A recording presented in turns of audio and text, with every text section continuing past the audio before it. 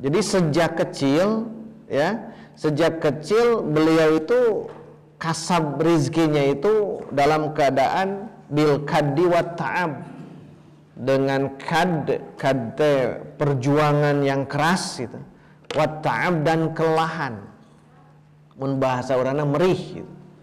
Jadi sejak kecil itu merih, sejak ditinggalkan oleh kakeknya, ya, Abdul Muttalib meninggal dibawa oleh Abu Thalib, maka merih mulai saat itu. Dan pekerjaan beliau itu ra'yul ghanam, mengembala kambing, pekerjaan beliau itu. Nanti dijelaskan di berikutnya. Nah, inilah yang menjadi sorotan utama dalam sirah nabawiyah. Artinya ketawaduan Nabi gitu, ya. Ketawaduan Nabi ketika masa kecil seperti itu, tapi beliau masih tawadu. Dikarenakan ya sifat beliau yang luar biasa. Tetapi di fikih sirah saya baca ra'yul ghanam Nabi itu sejak di Bani Sa'ad, bukan hanya ini gitu. Di awal-awal dijelaskan oleh Profesor Zaid Abdul Karim bahwa beliau pernah mengembala kambing bersama saudara sesusunya di Bani Sa'ad, di mana datang dua malak dan mereka membelah dada, saku shoder. Di kisah ini itu sejak usia itu kan 4 tahun, sejak usia 4 tahun, 3 tahun, 4 tahun Nabi sudah mengembala. Tapi di sini kan sudah mulai besar kalau di sini usianya. Tapi terlepas dari itu semua, Nabi memang pernah mengembala domba untuk sebagian ahli Makkah. Memang yang masyhur yang ini, ya, setelah kakeknya meninggal, nah dibawa oleh Abu Thalib, nah beliau mulai di sini menjemput rizkinya. Jadi menjemput rizkinya, iktisabi rizki bil kaddi wa ta'ab, dengan merih gitu, ya. Luar biasa perjuangan Nabi. Menurut kan tanya usia-usia 8 tahun, usia SD kan, kelas 2 gitu. Kan tidak kasab, diajarannya. Makanya harusnya lebih gitu. Anak kita usia 8 tahun sekolah di SD atau di MI, Nabi itu tidak sekolah. Nabi itu ya kerja keras. Sejak kecil kerja keras untuk menghidupi kehidupan dirinya, karena sudah tidak ada ibu bapak dan kakeknya sudah tidak ada, diambil oleh pamannya, sehingga kerja keras beliau itu luar biasa. Inilah perjalanan Nabi kita. Makanya kita masih bersyukur, ayah kita masih ada, ibu kita masih ada, mungkin kakek nenek kita mungkin masih ada. Di usia-usia kecil, usia-usia remaja, kita tidak menjemput rezeki seperti ini, hanya menjemput ilmu. Makanya harus lebih dahsyat, harus lebih semangat, ya, dalam hal ini. Nah, sampai di sini Ahmad Syauqi, seorang ahli syair juga, beliau menjelaskan tentang keadaan Nabi seperti ini dalam bab rizki. Kana Rasulullah fi sababihi la yada'ur rizqa wa tarqa babihi. Nah, syairnya gitu, ya, sararua. Syababihi babihi sami. Keadaan Rasul ketika masa mudanya tidak meninggalkan menjemput rizki. Artinya terus beliau itu menjemput rizki di masa muda. Ayyu rasulin aw nabiyyin qablahu lam yatlubir rizqa wa yabghi sublahu. Rasul atau para nabi, rasul atau nabi sebelum beliau itu, memang mereka itu menjemput rizki, menelusuri jalan-jalan untuk mendapatkan rizki. Bait ketiganya, Musa al-Kalimus tujiro istijaro wa kana Isa fis siba najjaro. Nabi Musa Al-Kalim, nama gelar, ya. Nabi Musa Al-Kalim, Al-Kalim itu kalamullah, yang bisa berbicara langsung dengan Allah. Ustujiro istijaron, kan beliau juga menjemput rezekinya itu dengan cara istijar, ujroh, mengambil ajrun dengan tenaganya, yang sudah kita jelaskan di perjalanan Qasasul Anbiya, ingin menikah, ternyata maharnya mesti 8 tahun plus 2 tahun, 10 tahun. 10 tahun naon? Ngangon domba deui, istijaron. Ujrohnya begitu. Wa kana Isa, Nabi Isa pun juga fisiba di waktu sobi kecil, najaron itu tukang kayu. Najar. Jadi najaron tukang kayu, sama dengan Nabi Zakaria. Nabi Isa najaron tukang kayu, Nabi Zakaria juga sama tukang kayu. Jadi jangan dianggap para nabi itu hanya mengambil risalah saja.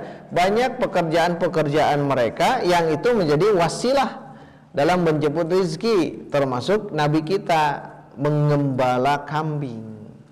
Jadi jangan merasa malu, jangan merasa gengsi ketika kita berjualan, ketika kita memberikan sesuatu demi kehidupan kita menggunakan kekuatan tangan atau skill kita.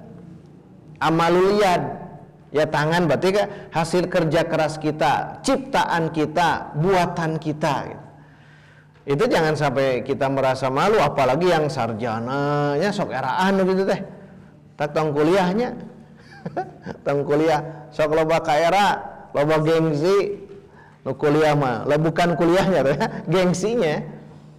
Jadi orang yang sudah S1 harus jualan misal di jalan, kan mereka gengsi, kenapa saya harus berjualan padahal sekolah tinggi. Ya iya, sekolah mah tinggi, keilmuan itu tinggi, tapi di bidang daripada sekali kan harus terus gitu. Makanya kenapa banyak pengangguran karena era gawe gitu di zaman sekarang. Kenapa tidak kerja? Dah pekerjaan banyak. Harus diingat pekerja banyak. Ngan eueuh anu ngagaji. Pekerjaan banyak sok. Kita mau kerja apapun kan banyak, ngan eueuh nu ngagaji. Tapi kan kalau kita terus ikhlas, satu waktu insya Allah optimal. Jangan pernah kita merasa aduh cenah ieu teu aya padamelan. Kerja itu apapun juga, silakan. Yang penting tetap halal gitu ya. Itu diantara kebiasaan para nabi. Nah itu dari syairnya Ahmad Syauqi.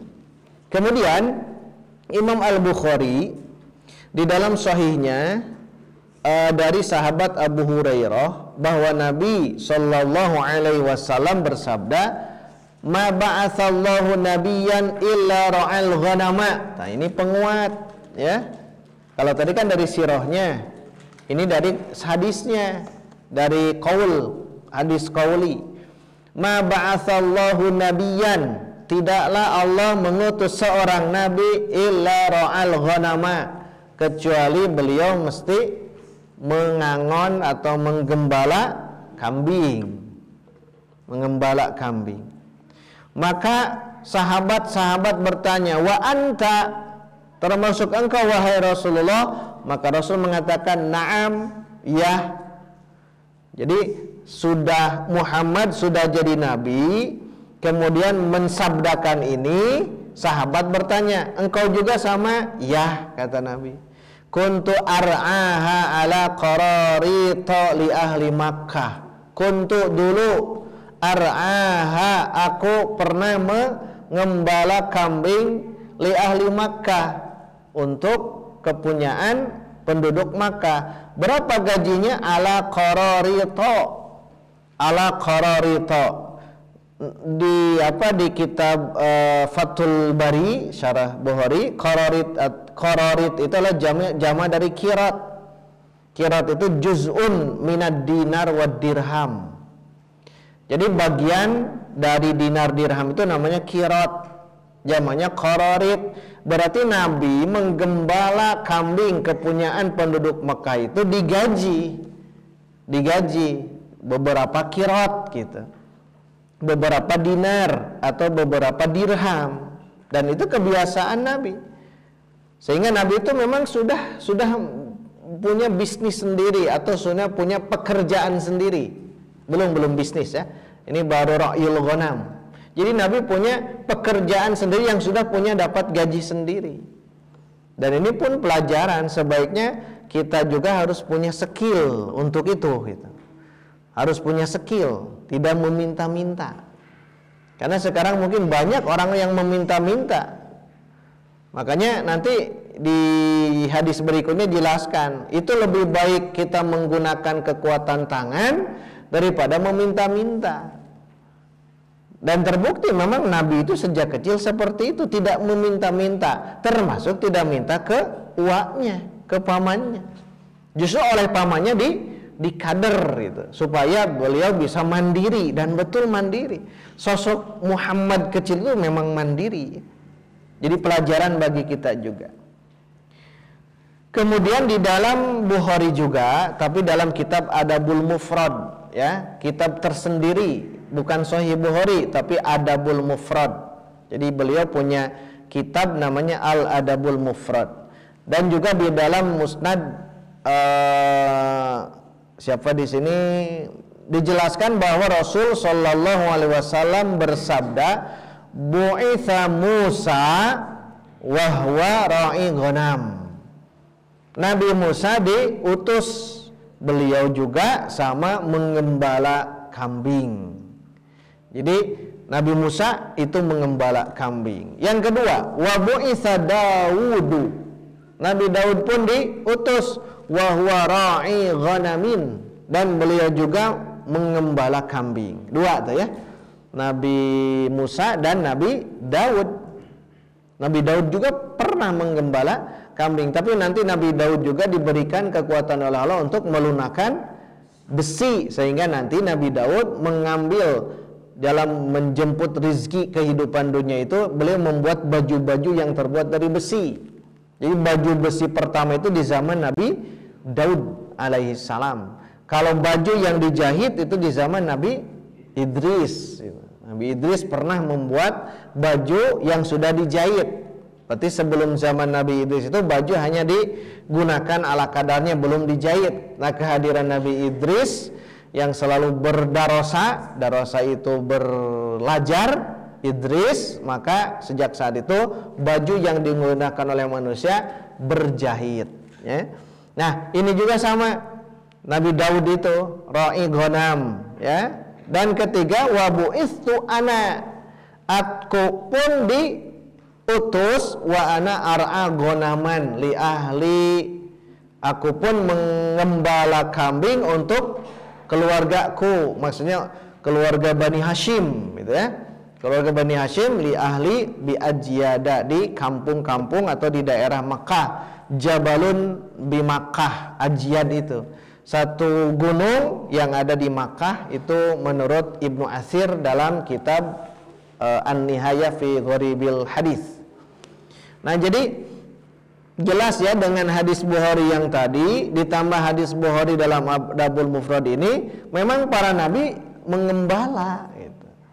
Nah, sekarang ibrahnya, pelajaran kita ya, hikmahnya, kenapa para nabi, sebagaimana tadi disabdakan oleh nabi kita sendiri, ma ba'atsallahu nabiyyan illa ra'al ghanama. Allah mengutus nabi itu, di antara nabi ada yang mengembala kambing.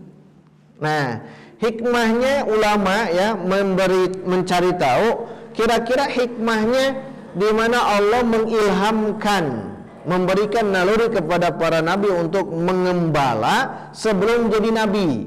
Ingat, sebelum jadi nabi, qablan nubuwah. Sebelum jadi nabi itu ada perkara-perkara yang besar. Ingat, kalau nabi kita itu kalau sudah jadi nabi tidak lagi menggembala kambing, tidak lagi berbisnis. Muhammad dijadikan nabi itu sudah tidak lagi menggembala kambing, tidak lagi berbisnis. Kalaupun ke pasar ya, kemana itu masih dilakukan. Tetapi nabi itu senantiasa membawa risalah gitu. Jadi bisnis itu di masa-masa beliau sebelum menjadi nabi. Nah, di antara ulama mencari tahu, di antaranya ada beberapa poin disebutkan, ada 5 di sini. Di fikih sirah juga sama dijelaskan seperti itu. Yang pertama, kata ulama ya, annahu yahsulu lahumut tamarrunu. Tamarrun itu tamrin. Tamrin itu latihan. at-tamarrunu bi ra'iha ala ma yukallifunahu minal qiyami bi amri ummatihim. Jadi yang pertama itu latihan untuk mengembala kambing, di mana nanti ketika ketika orang ini menjadi nabi akan menjadikan tanggungan umatnya untuk diajak, dipelihara atau menggembala untuk diajak untuk dipelihara nanti. Itu sebagai latihan. Jadi sejak kecil dilatih dulu untuk mengembala kambing. Kemudian setelah itu nanti memimpin umat. Dan itu sebagai latihan awal. Karena memang berbeda ya antara mengembala kambing dengan yang lainnya, memang berbeda. Dan kenapa menggunakan kambing?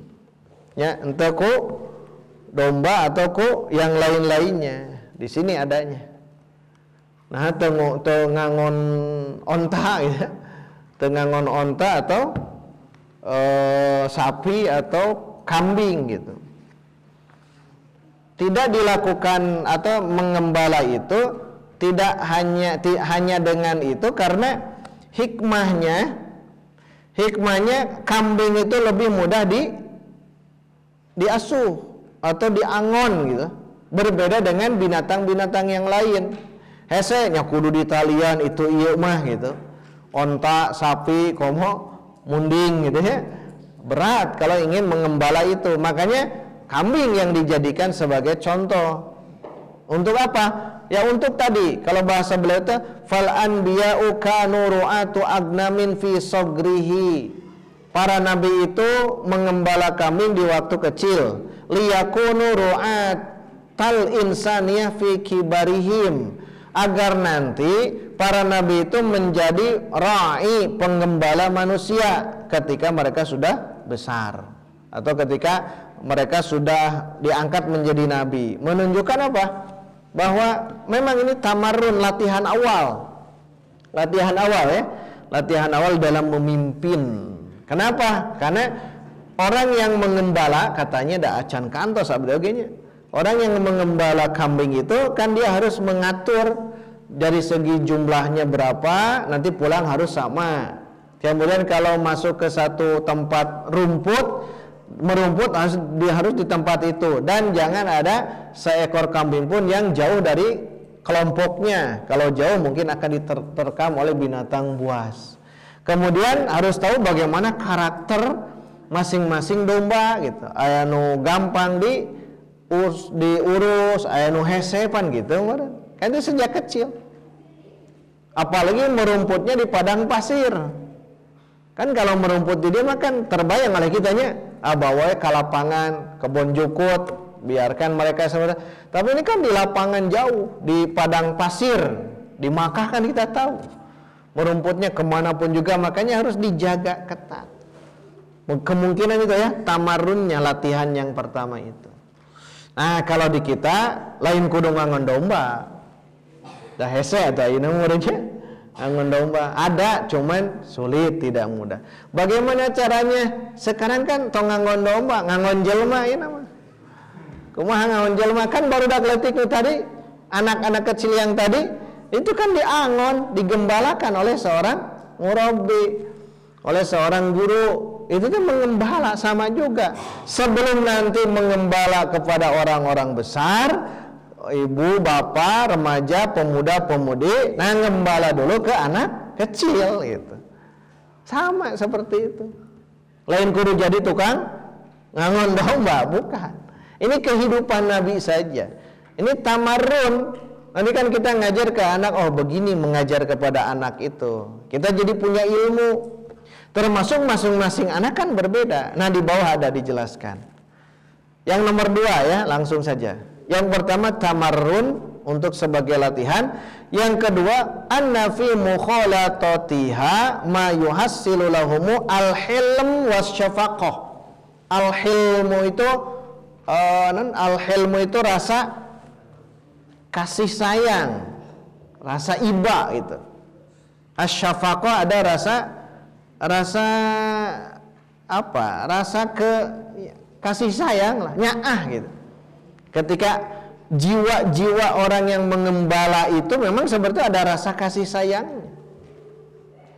Kenapa? Li'annahum idza sabaru ala ra'iha wa jam'iha ba'da tafarruqiha fil mar'a. Tuh kan? Karena di antara mereka itu yang mengembala itu akan muncul kesabaran ketika mengembala kambing itu, dikumpulkan kambing itu setelah bercerai-berai atau berpencar di mar'a, tempat merumput, di tempat di lapangan, di kebun jukut gitu lah. Kan berpencar kemana-mana. Dia harus belajar untuk kesabaran untuk mengumpulkan kembali. Wa naqliha min masrohin ila masrohin, dipindahkan dari tempat ini ke tempat yang itu, kemudian dibawa lagi ke kandangnya. Tiap hari seperti itu, berarti harus ada kesabaran. Muncul harus ada kesabaran. Jadi titiknya itu ada dalam al-hilmu wa syafaqah, rasa kaiba, rasa kasih sayang dan kesabaran yang tingkat tinggi. Bahkan wa daf'i aduwiha min sabu'in wa ghairihi kasariki. Seorang pengembala itu bisa menghadang musuh dari kambing tersebut, baik itu binatang buas ataupun yang lain-lain seperti pencuri. Jadi seorang pengembala itu mesti bersabar dan mesti dia menahan diri jangan sampai hilang satu pun walaupun banyak. Itulah kebiasaan para pengembala. Kita tahu bagaimana nanti di Khalifah Umar bin Al-Khattab gening. Ketika dia ingin menelusuri turun ke bawah bagaimana keadaan masyarakatnya, ternyata ada seseorang yang dia sedang mengembala kambing dan diatur atau diminta agar meminta satu di antara kambing itu, dan sebutkan mungkin diterkam ajag, diterkam binatang buas. Tapi orang tersebut kan, anak tersebut tidak mau. Kenapa? Dia sudah punya kesabaran dan kejujuran. Sampai-sampai dioloklah mun ku orang. Singkat cerita, maka anak tersebut langsung berkata, fa ainallah, kalau begitu di manakah Allah? Nah, itu kan memang begitu ya. Seseorang ketika berada dalam kebiasaan itu, pekerjaan itu akan membawa karakter. Jadi kalau seseorang setiap harinya bergelut di bidang itu akan membawa karakter dalam kehidupan. Makanya orang-orang yang setiap harinya ya menghadapi masalah, menghadapi kasus-kasus tertentu, itu biasanya akan seperti itu kehidupannya. Setiap orang, artinya setiap pedagang akan begini karakternya, setiap petani bahkan begini karakternya, setiap peternak akan begini karakternya. Dan itu masing-masing akan ada dalam kehidupan keseharian, Pak. Orang yang kerja di bank, karakternya akan seperti itu nantinya di rumahnya. Orang yang kerja di sawah, karakternya akan seperti itu. Sok tinggal di sawah-sawah kan senang, tenang ya. Ketika dibuatkan kemarin, ngobrol, tenang. Nah, pokoknya senang saja. Ya, di sawah teh Bu. Kabayang ke orang, lamun gaji itu tidak akan lebih besar daripada gaji yang ada di kantoran, tapi senangnya. Mereka senang di sawah. Berarti ada karakter-karakter yang ketika mereka bergelut dengan tanah,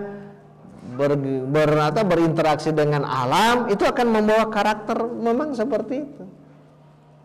Oleh sebab itu orang-orang Madinah kebiasaan mereka menanam, orang-orang Makkah kebiasaan mereka berbisnis, maka karakter akan berbeda gitu. Sehingga itulah masing-masing dalam kehidupan kita. Dan juga wa alimu ikhtilafati ba'iha, penggembala itu mesti tahu antara karakter masing-masing gembalaannya. Termasuk nanti kita kalau kita mengurus anak didik itu, kita si ini A begini, si B begini, si C begini, masing-masing berbeda. Dan itu beda, tidak bisa disamaratakan.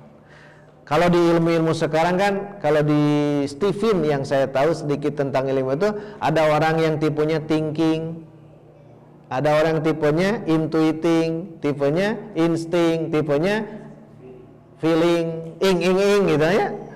Pokoknya masing-masing berbeda. Atau nanti dalam kehidupan seseorang ada yang orangnya audiotori gitu, atau kinestetik. Jadi dia hanya audio, hanya mendengar saja, atau visual, harus melihat, kudu ningali ya. Tapi orang dah hanya mendengar langsung dia hafal. Atau dia melihat, dengan melihat dia akan semakin lebih kuat.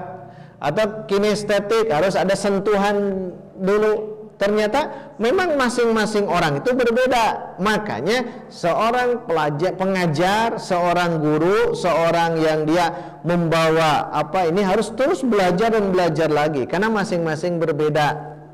Tidak bisa disamaratakan gitu. Dan lain sebagainya ya. Saya tidak baca secara panjang lebar. Intinya seorang pengembala itu harus punya kesabaran yang tinggi ketika dia bertanggung jawab untuk mengembala gembalaannya. Itu yang kedua. Kemudian yang ketiga, yang tadi ya saya jelaskan, khussatul ghanam, dikhususkan kambing saja, likauniha ad'afa min ghairiha, karena kambing itu lebih lemah daripada binatang yang lain. Wali anna tafarruqaha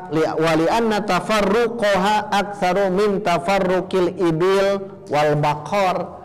Ketika kambing-kambing berpencar, itu akan lebih banyak daripada berpencarnya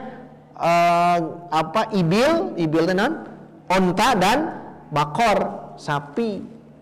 Liimkanil dhabtil ibili wal baqari birrabti dunaha fil adatil ma'lufah. Lamun aya onta berpisah itu kudu dicangcang. Lamun aya sapi berpencar itu harus dicangcang menurut adat kebiasaan. Wa ma'a aktsariyati tafarruqiha fahiya asraul qiyadan min ghairiha. Tetapi kalau kambing itu dibiarkan saja kan ya, itu dicangcang ke orang. Tapi kudu dikendalikan. Nah, itulah ada ilmunya. Oke, sekali-kali mah santri kudu aya-ayanya studi banding. Kumaha ya cara ngangon domba yang benar gitu ya. Diajaran ke mana ya? Bu, ada Bu, tempatnya di mana Bu? Ngangon domba, aya Pak Isan. Tempatnya aya teh. Jadi terinspirasinya orang ke mana gitu. Tapi betul asli ngangon domba teh ngangon domba bukan di kebun binatang, bukan. Jadi sebagai pelaku itu. Sigana kudu ka Bangkoknya. Kudu ka Bangkok, bagaimana cara ini, termasuk ngarit kan kudu diajar. Namun tidak ajar pasti terkena sayatan ke tangan. Ya itu ya yang ketiga. Yang keempat, anna fihi kasban madiyan min amalil yad. Wa afdalul kasbi makana min amalil yad. Jadi yang keempat, dalam penggembalaan ini menjadi kasab, pekerjaan ya, menjadi kasab, mendapatkan materi dari kekuatan dirinya, dari amal yadnya, dari skill yang dia miliki. Karena dalam riwayat Al-Bukhari dari Al-Miqdam bin Ma'di Karib Al-Kindi bahwa Rasulullah bersabda, ma'akala ahadun ta'aman qattu, tidaklah seseorang memakan dari satu makanan saja khairan, itu lebih baik min an yakula min amali yadihi, lebih baik dari mengkonsumsi makanan. Wa innan nabiyallah Daud alaihissalam kana yakulu min amali yadihi, Nabi Daud alaihissalam memakan makanannya dari hasil keringatnya sendiri. Jadi amal yang terbaik itu mengkonsumsi makanan dari keringat sendiri gitu, dari hasil jerih payah sendiri. Oh, ini luar biasa. Yang nanti ada faidah hadis yang ini, ada manfaatnya. Apa manfaat hadis yang ini? Dan yang kelima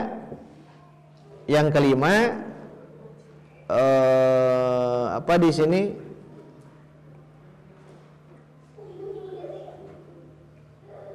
Nah, wa fi dzikrin nabiyyi lidzalika ba'da an alima kaunuhu akramal khalqi 'ala Allahi ma kana min azimi tawaddu'i li rabbih.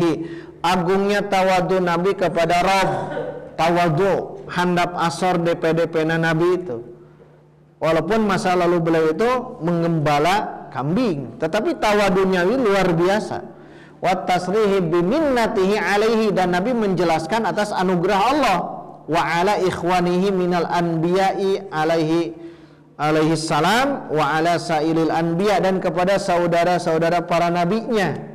Artinya Nabi mempunyai sifat tawadu, orang yang betul-betul sangat tawadu, handap asor, tidak sombong tawadu itu ya. Nah itu diantaranya dengan adanya belajar untuk mengembala kambing.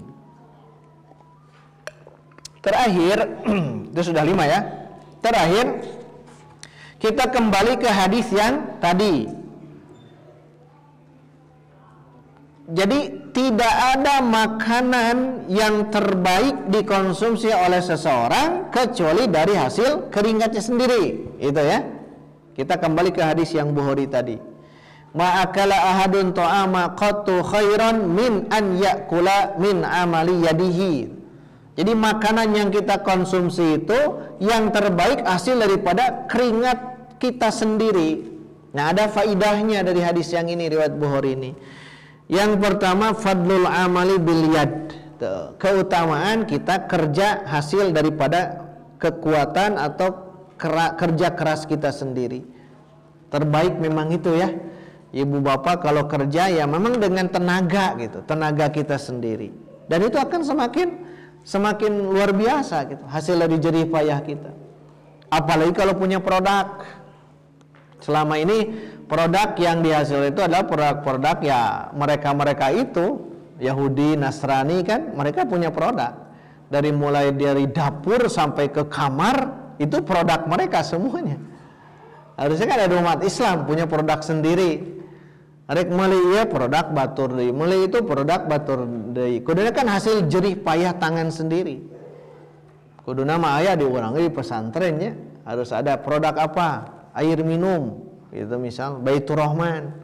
Atau tong air minum lah, mobil Baitur Rahman misal. Aya pabrikna sakalian tong kagok ya. Jadi ada produk yang penting, ada produk sendiri yang memang betul-betul bisa menghasilkan untuk kerja sendiri. Itu yang terbaik, memang ini keutamaan yang pertama. Yang kedua,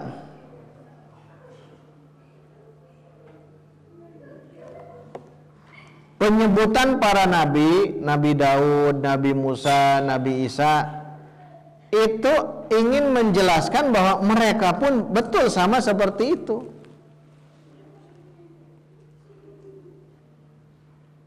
Nabi Daud kan beliau hasil jerih payah sendiri.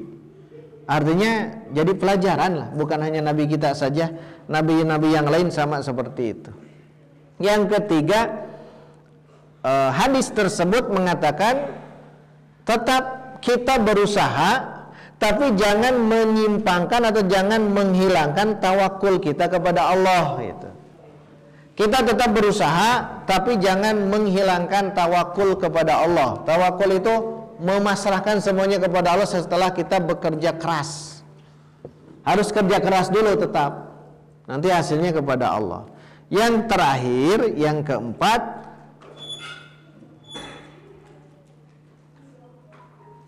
udah itu saja. Jadi poin-poin inilah hadirin waktu iman yang harus kita pahami bahwa Nabi kita pernah menggembala kambing. Ini menunjukkan bahwa Nabi pun disetting oleh Allah Subhanahu wa taala sejak kecil untuk mempersiapkan diri sebagai manusia yang nanti akan mengurus umat. Sebelum mengurus umat, mengurus dulu binatang yang seperti ini di saat itu. Nah, ibrah pelajaran bagi kita ketika nanti kita menjadi orang yang sudah dewasa, menjadi besar, ketika ingin mengurus umat yang besar, itu harus dari awal dulu, mengurus diri sendiri dulu, mengurus terhadap anak-anak kita, mengurus terhadap anak-anak didik kita, mengurus kepada tetangga yang nantinya bisa menjadi mengurus negara, mengurus rakyat. Karena itulah seorang yang harus dipersiapkan ketika ingin mengoptimalkan diri dalam kepemimpinan. Sebab setiap pemimpin akan diminta pertanggungjawaban. Kullukum ra'in wa kullukum mas'ulun an ra'iyati. Setiap kalian itu pengembala, pemimpin pengembala di sini, dan akan diminta pertanggungjawaban dalam pengembalaanmu, dalam kepemimpinanmu. Demikian ikhwatul iman rahimakumullah. Insyaallah Senin depan terakhir ya. Senin depan kita masuk 2 bahasan sekaligus. Satu perang Fijar, kedua Hilful Fudul, perjanjian antara bani-bani yang ada di Arab, Bani Hashim, Bani Zuhra, Bani Taim dan sebagainya. Itu Nabi pernah terlibat dalam perjanjian Hilful Fudul, dan juga Nabi pernah terlibat dalam Harbul Fijar, perang Fijar. Insya Allah 2 poin ini kita akan tamatkan di pertemuan Senin depan ya. Baru nanti masuk Ramadan, masuk ke bisnis. Nah, usia 25 tahun ya. Nanti kalau sudah masuk Ramadan, Nabi sudah usia 25 tahun, nanti beliau berbisnis membawa barang komoditasnya Khadijah ya, Khadijah. Calon istri Nabi, nanti kita masuk ke sana. Jadi begitulah perjalanan sirah nabawiyah. Yang terpenting kita harus terus belajar dan belajar lagi tentang mengenal bagaimana sosok Nabi kita, mulai dari keadaan Arab jahiliyah, kemudian sekarang, dan sampai nanti kehidupan beliau di akhir kehidupan beliau. Demikian yang dapat kita bahas pada malam hari ini. Semoga kita diberikan keistiqomahan dan kecintaan kepada Nabi kita, Nabi Muhammad sallallahu alaihi wasallam, dengan cara mengkaji, menggali sirah nabawiyah. Aqulu qouli hadza wa astaghfirullah li wa lakum walhamdulillahi rabbil alamin. Wassalamualaikum warahmatullahi wabarakatuh.